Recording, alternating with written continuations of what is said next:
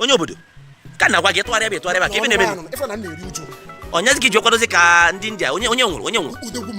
udogwu mmadụ anyị ji eme ọnụ n'India chairman Integrated Development Union na India